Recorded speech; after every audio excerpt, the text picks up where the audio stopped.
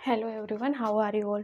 Today will discuss about the demand function. Previous class में अपने discuss किया था डिमांड कर्व के बारे में, तो आज अपन डिस्कस करते हैं डिमांड फंक्शन के बारे में। डिमांड फंक्शन क्या होता है? तो basically it is a function relationship between demand for a commodity and its factor affecting. कि ये एक फंक्शन में रिलेशन दिखाता है कि कौन कौन से फैक्टर डिमांड को अफेक्ट करते हैं। तो D X is equal to function of P X P Y I and T, कि price of X commodity and price of Y commodity related goods and income and taste and preferences. Basically demand function भी two types के होते हैं, individual demand function and market demand function. तो individual demand function क्या होता है? It is a function relationship between individual demand and its factor affecting, कि किसी एक इंडिविजुअल लेवल पे क्या अफेक्ट करता है दूसरे फैक्टर को, तो उसको अपन रिलेशन फंक्शन में कैसे दिखाते हैं। तो इसको मैं दिखाती हूँ आपको। D X is equal to function of price of commodity, income, taste and preferences etcetera. Market demand function, it is a function relationship between market demand and its factor affecting.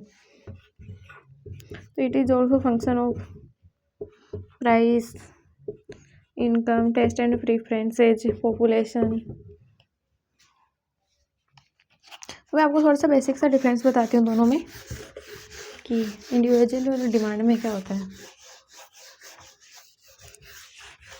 तो मैंने प्रीवियस क्लास में discuss किया था कि कौन कौन से factor जो डिमांड को अफेक्ट करते हैं। तो मैंने यहाँ पे लिया था प्राइस ऑफ ऑन गुड,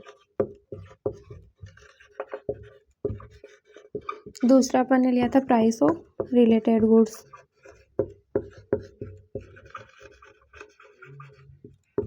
तीसरा अपन ने यहाँ पे लिया था इनकम,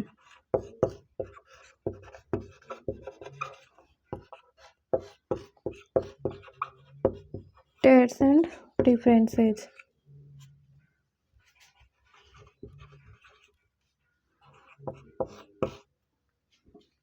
ये क्या लिया था आपने यहाँ पे? Population and expectation of change in price in near future.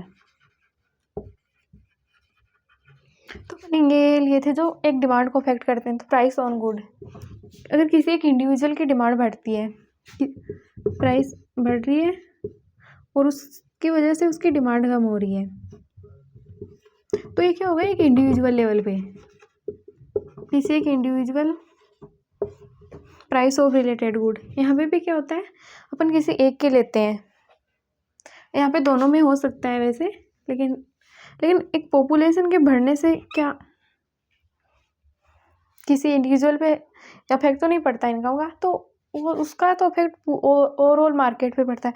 तो एक ये मार्केट में आती है, मार्केट में, और बाकी ये सब इंडिविजुअल में, और ये मार्केट में भी आ सकती है कि इसमें किसी एक को भी इंक्लूड कर सकते हैं और डिमांड को भी इंक्लूड कर सकते हैं। तो यहाँ बेसिक सा डिफरेंस यही होता है कि पॉपुलेशन ये सिर्फ मार्केट डिमांड में होती है, किसी इंडिविजुअल की तो नहीं हो सकती। पॉपुलेशन के बढ़ने से किसी इंडिविजुअल की डिमांड पे क्या इफेक्ट पड़ता है, ये तो ओवरऑल इकोनॉमी को रिप्रेजेंट करता है। तो बेसिक सा डिफरेंस यही होता है इन दोनों के बीच में।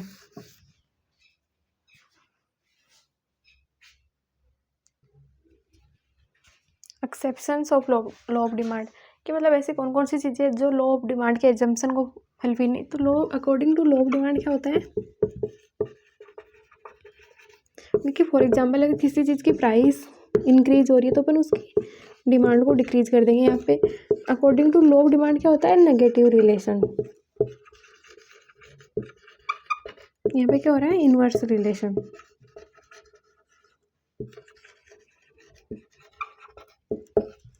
कुछ इस टाइप का इसका ग्राफ हो रहा है।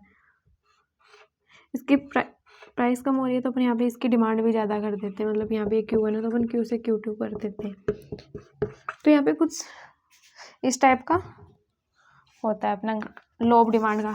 तो कुछ चीज़ें होती हैं जो इसको मतलब ऐसे फुलफिल नहीं करती हैं कि एक इमरजेंसी में अपन नहीं देखते हैं कि इसकी प्राइस कितनी है, that's need you just use for it. तो इमरजेंसी में अपन नहीं देखते हैं इसकी प्राइस का क्या इफेक्ट पड़ता है। इसेंशियल गुड्स लाइक वाटर, कि जो नेसेसरी की चीज़ें हैं जिनके बिना अपन नहीं रह सकते, तो उनमें भी अपन ऐसा नहीं देख सकते इसकी प्राइस कम होगी तभी इसकी अपन परचेज करेंगे। तो ऐसे कुछ गिफ्ट इन गुड्स में क्या होता है, जब इसकी प्राइस इंक्रीज हो रही है तो अपन इसकी डिमांड को इंक्रीज कर देते हैं, जब इसकी प्राइस कम हो रही है तो इसकी डिमांड को अपन डिक्रीज कर देते हैं। तो यहाँ पे क्या है, पॉजिटिव रिलेशन।